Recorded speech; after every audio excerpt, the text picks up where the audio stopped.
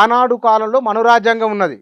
అది కొందరికి అవకాశాలు ఇచ్చింది, కొందరు ఊరు బయటికి నెట్టేసింది, మన ధర్మాన్ని కొందరికి గౌరవం ఇచ్చింది, కొందరికి అగౌరవం పాలు చేసింది. అందుకే మంగిపూడి వెంకట శర్మ వచ్చిండు, అందుకే రామానుజుల వారు వచ్చిండ్రు, అందుకే బసవేశ్వరుల వారు వచ్చిండ్రు. ఇట్లా మధ్యయుగాలతో భక్తి ఉద్యమం అందువల్ల వచ్చింది, మీరాబాయి అందువల్లే వచ్చింది. కాబట్టి ఆ లోపాలు సరి చేసుకుంటేనే వీళ్ళు వచ్చిండ్రు. ఇవాళ భారత రాజ్యాంగం అమల్లోకి వచ్చింది. భారత రాజ్యాంగం అమల్లోకి వచ్చిన తర్వాత కూడా ఎందుకు డిస్క్రిమినేషన్ అనేది ప్రశ్న. ఓకే అండి, ఇప్పుడు మీరు ఒక సీనియర్ జర్నలిస్ట్, నేను ఒక పేరు చెప్తా, ఆ పేరుని మీరు గుర్తించి ఒక 2 నిమిషాలు దాని వెనక్కి వెళ్ళిపోదాం. మైమునా బేగం తెలియదు. చూడండి, ఇంత పెద్ద జర్నలిస్ట్కి మైమునా బేగం తెలియదు. వినండి, నేనే చెప్తా, ఒక్క నిమిషం ఉండండి. ఇంత గొప్ప నాలెడ్జ్ ఉన్నటువంటి 10 మందిలో ఉన్నటువంటి దరిద్రాన్ని పీకి ఉతికి ఆరేసేటటువంటి విలేకరి గారికి మైమునా బేగం తెలియదు. గూగుల్ కొట్టండి, హూ ఇస్ మైమునా బేగం. ఫిరోజ్ ఖాన్ భార్య అండి. ఫిరోజ్ ఖాన్ ఎవరు? రాజీవ్ ఖాన్ తండ్రి అండి, సంజయ్ ఖాన్ తండ్రి అండి. మైమునా బేగం అంటే ఇందిరాగాంధీ. మరి వాళ్ళు పారసీ కదా, ఎవరైతే మనకెందుకండి, అక్కడ మైమునా బేగం అని చెప్పి వాళ్ళు మార్చుకొని చక్కగా జడ్జి గారు ఒక అగ్రిమెంట్ ఇచ్చారు వాళ్ళకి, marriage agreement. Maimuna Begum marriage agreement తీయండి బయటికి. Yes or no? పెద్దగా అరవండి మీరు కూడా, ఎస్ ఆర్ నో చూడండి. ఎస్. మరి అటువంటి దౌర్భాగ్యపు చేతుల్లో దేశాన్ని పెట్టేసి మరి కడగొద్దు అంటే కులాలు ఏం చేసినాయండి? కులాలని పొగడండి, తీసేయండి. ఊరికే తీసేయొద్దు, కులాలని పొగడండి, తీసేయండి. ఆ కులాలు తీసేటప్పుడు ఒకటండి, కేసీఆర్ గారు ఉన్నారు, మహానుభావుడు. ఎవరికి, చెన్నారెడ్డి గారికి ఎవరికి రానటువంటి తెలంగాణ ఆయనకు వచ్చింది. ఎట్టొచ్చిందండి? 42 పార్లమెంటు సీట్లతో సస్తున్నవరా నాయన, మాకు పోపిచ్చాడు రాజశేఖర్ రెడ్డి, అంత ముందోడు కూడా పోపిచ్చారు, మాకెందుకురా నాయన, వీళ్ళని విడదీయాలరా అని చెప్పేసి కసితో కోస్తే అది వచ్చింది.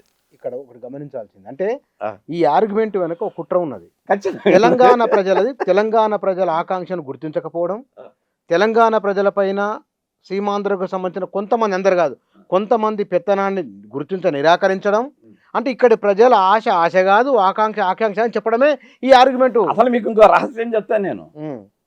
తెలంగాణలో జరిగింది ఏమిటి అంటే 3 లక్షల రూపాయల దగ్గర నుంచి 6 సమాజం పట్ల ఒక అద్భుతమైన రహస్యం చెప్తా.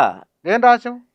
తెలంగాణలో ఆంధ్ర వాళ్ళు వచ్చి 3 లక్షల రూపాయల నుంచి 10 లక్షల రూపాయల వరకు ల్యాండ్స్ కొనుక్కున్నారు. వాళ్ళు కొన్నారు.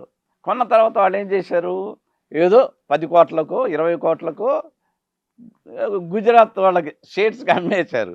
ఈ రోజున ఇక్కడ ఉన్న ల్యాండ్స్ అన్నీ కూడా ఆంధ్ర వాళ్ళు లేరు, తెలంగాణ వాళ్ళు లేరు, గుజరాత్ వాళ్ళు ఉన్నారు. దాని మీద కూడా మాట్లాడుతున్నారు ఇప్పుడు,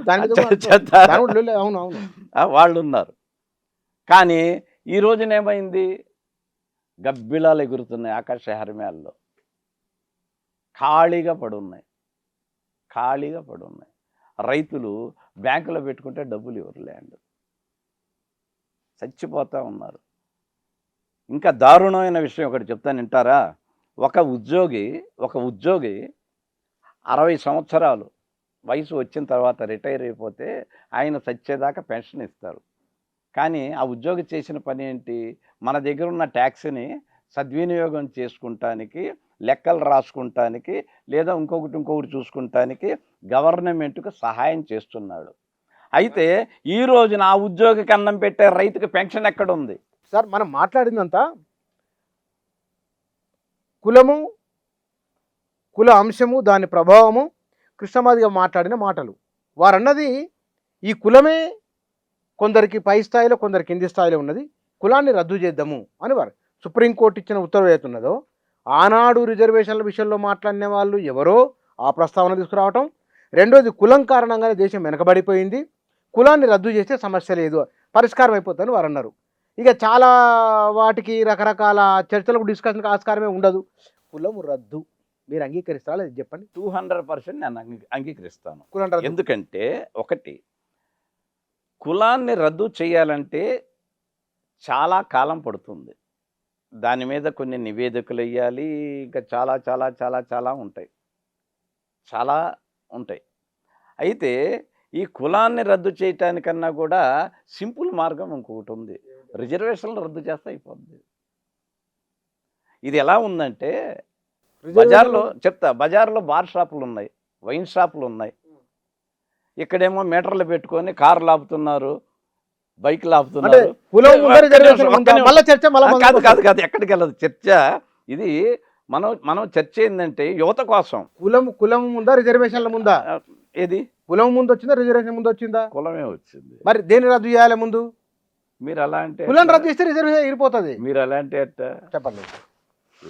మీరు అనేది ఎట్టుందంటే మనకి తల ఉంది, తల మీద జుట్టు వచ్చింది, సార్, మనం తలను తీసేయం. 75 ఏళ్ళ రాజ్యాంగం అమల్లోకి వచ్చి 75 ఏళ్ళు అయింది. కొన్ని వేల సంవత్సరాలుగా కులం ఉంది. అవును, కులం కారణంగా రిజర్వేషన్ వచ్చింది. మీ నోటితో మీరే అన్నారు, కొన్ని వేల సంవత్సరాల నుంచి కులం ఉన్నది, కొన్ని వేల సంవత్సరాల నుంచి లేనటువంటి ప్రాబ్లము ఈ 70 ఏళ్ల నుంచి ఎందుకు వచ్చిందో నేను ఆల్రెడీ చెప్పానండి. ఎందుకు వచ్చిందంటే కొన్ని కులాల కింద అణిగిమని కూడా ఉండాల్సిన వాడు చదువుకొని ఎదగడం అనేది ఇబ్బందికరంగా ఉండవచ్చు బహుశా. నెంబర్ 1. నెంబర్ 2, ఆర్థిక వ్యవస్థ వ్యాపారం కొంతమంది చేతుల్లోనే గుత్తాధిపత్యంగా ఉండాలి, అది బ్రేక్ అయిపోతున్నది, అట్లా పోకూడదు. ఇట్లా ప్రశ్నించడాన్ని జీర్ణించుకోలేని వాళ్ళు బహుశా పదే రిజర్వేషన్ల గురించి మాట్లాడుతుండవచ్చు. ఇవాళ భారతదేశంలో అందరు రిజర్వేషన్లు వచ్చినాయి. పైన సామాజిక వర్గాలకు ఉన్నాయి, కింది వాళ్ళకు ఉన్నాయి. కాబట్టి ఎవరికి రిజర్వేషన్ ఉండొద్దు అంటే కులం తీసేస్తే అయిపోతుంది. కులం కారణంగా రిజర్వేషన్లు వచ్చినాయి. మీరు చెప్పిందే, కొంతమంది చేతుల్లోనే ఈ వ్యాపారాలన్నీ ఉన్నాయి. భారతదేశంలో పుట్టిన ఎవరి చేతుల్లో వ్యాపారాలు లేవండి.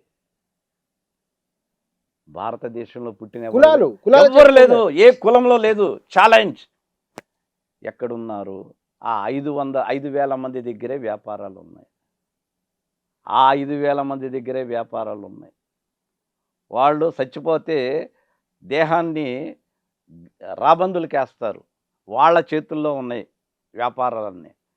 మా కులాలకి వ్యాపారాలు లేవు, మా భారతదేశంలో మేము పుట్టిన వాళ్ళకి వ్యాపారాలు లేవు, అన్నీ వాళ్ళకున్నాయి. ఆ 500 మందిని తీసుకొచ్చింది మైమునా బేగం గారు, వాళ్ళ ఫ్యామిలీ.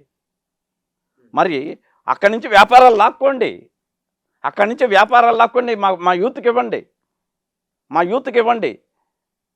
మా కులాల్లో ఏ వ్యాపారాలు లేవండి. ఇప్పుడు చూడండి, మీరు చూడండి, మళ్ళీ ఎటు వచ్చినా తిరిగి అక్కడికే వస్తుంది. ఖచ్చితంగా వస్తుంది. మీరైతే కులము రద్దు చేయాలనే డిమాండ్ 100% కులం రద్దు చేయాలి, నేను ఒప్పుకుంటా. కానీ కాదండి, ఉత్తత ఎందుకండి? వైన్ షాపులు ఉన్నాయి, కులం వేరు, చెప్తా కులం వేరు. కులము మందు అనేది తాగితే దిగిపోతుంది, అది కూడా కులం అనేది ఒకసారి అంబేద్కర్ ఒక మాట, అంబేద్కర్ భారతదేశంలో పుట్టినవాడు కులంలో పుట్టి కులంలో పెరిగి కులంలో చచ్చిపోతున్నాడు. కులమొత్తు ఒకటి. రెండవది, గుర్రం జాషువా వారు రాసిన వ్యక్తీకరించిన ఒకనొక అభిప్రాయం, ఆ శ్మశానాన్ని చూపిస్తూ వారు అన్నది, ఈ స్థలంలో రాజుల అధికార ముద్రికలు అంతరించిపోయినాయి, భూములేలు రాజన్యుల అధికార ముద్రికలు అంతరించే, ఆ చిత్రలేఖని కుంచే ఇక్కడ నశించే, లేత ఇల్లాలు నల్లపూసల సౌరు గంగలో కలిసిపాయే అన్నది అంటూ ఉన్నాడు. భస్మసింహాసనాన్ని పరిపాలించే ఆ ఎవరు? యమధర్మరాజు. ఆ యమధర్మరాజు కొలువై ఉన్న భస్మసింహాసనం శ్మశానం, ఆ శ్మశానానికి ఎవడైనా పోవాల్సిందే, ఎవరైనా ఏ డిఎన్ఏనే పోవాల్సిందే. ఇంత తెలిసినా, ఇంత జ్ఞానం ఉన్నా మరణము తప్పదని తెలిసిన మనుషులకు ఆయనకి అంత జ్ఞానం ఎక్కడి నుంచి వచ్చింది? మళ్ళీ మీరు, ఆయన బ్రాహ్మణుడు అండి సార్, బ్రహ్మజ్ఞానంతో బ్రాహ్మణ. లేత ఇల్లాలి నల్ల పూసల తాడు, అసలు ఎంత పదమండి అది. మరి జాషువా గారికి అది వెళ్ళింది, కానీ ఆయన తీవ్రమైన అంటరానితనాన్ని ఎదుర్కొన్నారు. ఒక సమావేశానికి వెళ్తే మీటింగ్ బయట భోజనం పెట్టిండు ఆయనకు. ఎవరో రైటరు నాకు గుర్తులేదు, ఆంధ్రజ్యోతిలో వచ్చింది ఒక వ్యాసము. ఇతను చిన్న పిల్లవాడికి వెళ్ళి జాషువా వారి దగ్గర కూర్చొని భోజనం చేస్తున్నాడట. అక్కడ నుంచి పండితులు వచ్చారు. ఇక్కడ కూర్చున్నాం ఎందుకు అంటే తాత దగ్గర కూర్చొని భోజనం చేస్తానట. బహుశా ఆర్టికల్ రాసిన ఆయన ఈ ఇంటర్వ్యూ చూస్తే కనుక వారు రెస్పాండ్ అయితే బాగుండేది, అవుతారో తెలియదు. కానీ గుర్రం జాషువా గారికి సన్మానం జరగడం, ఆయన మాట్లాడడం, ఆయనకు భోజనం బయట పెట్టిరట. మీరు అన్నారు కదా బ్రాహ్మణుడు అని, ఆయనకే బయట భోజనం పెట్టిరట. పెట్టింది ఎవరు? Right sir, okay, thank you అండి గురుగారు. మరి ఆ పెట్టిన వాళ్ళ మీదే ఫైట్ చేద్దాం. మీరు ఎందుకు వెనకాడుతున్నారు? నేనేమని కావట్లేదు. రండి, మీరు మీరేమంటారు? నేను ఎంత మాట్లాడినా డిస్కషన్ లో మనం గంట అయిపోయింది, గంట అయింది. నేను మందాకృష్ణకి 200% సపోర్ట్ చేస్తా. ఓకే, ఆయన నాతో కలపండి, నేను ఇంకా రహస్యాలు చెప్తా. మీ ఇద్దరు మాట్లాడుకోండి. రహస్యాలు చెప్తా. తిరుణగిరి స్వామి గారు, థ్యాంక్ యూ వెరీ మచ్. భారతదేశంలో ధన్యవాదాలు.